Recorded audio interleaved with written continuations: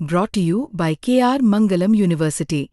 We provide you the platform to turn your dreams into reality. Give wings to your aspirations with KR Mangalam University.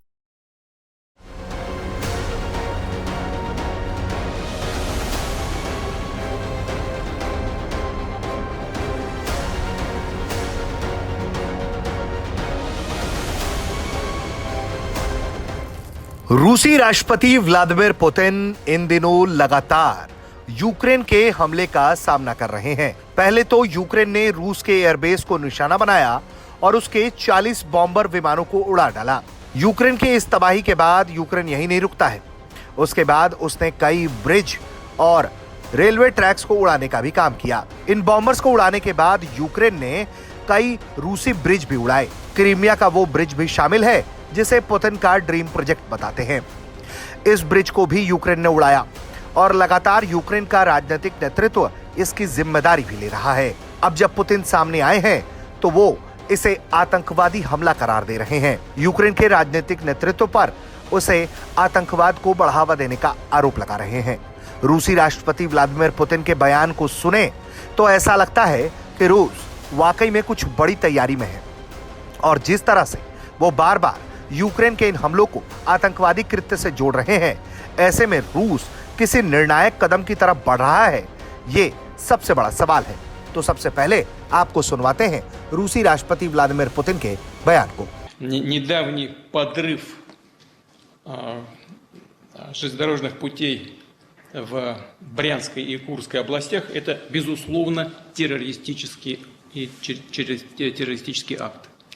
И решения о совершении подобных преступлений, конечно, принимались в Украине на политическом уровне.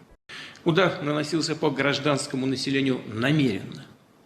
И это только подтверждает наши опасения в том, что и без того нелегитимный режим в Киеве, захвативший когда-то власть, постепенно перерождается в террористическую организацию, а ее спонсоры становятся пособниками террористов. И в то же время просят приостановить боевые действия на 30, а то и на 60 суток. Просят о встрече на высшем уровне.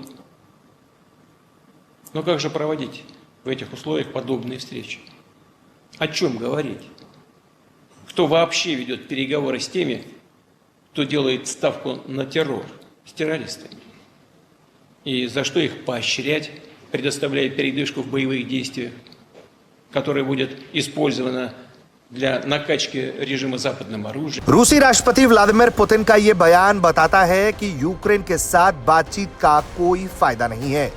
एक तरफ Ukraine बातचीत करना चाहता है और दूसरी तरफ वो लगातार रूस पर हमले कर रहा है। इन हमलों को रूस आतंकवादी हमला बता रहा है।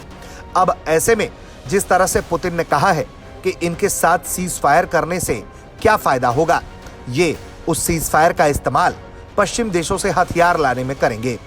ऐसे में जिस तरह से पुतिन ने यह इशारा किया है, ऐसे में लगता है कि रूस अब यूक्रेन के प्रति किसी निर्णायक लड़ाई की तरफ कदम बढ़ाने वाला है और उससे पहले की यह भूमिका बनाई जा रही है। आपको क्या लगता है? आप कमेंट करके हमें बताएं। ब्यूरो रिपोर्ट, भारत तक।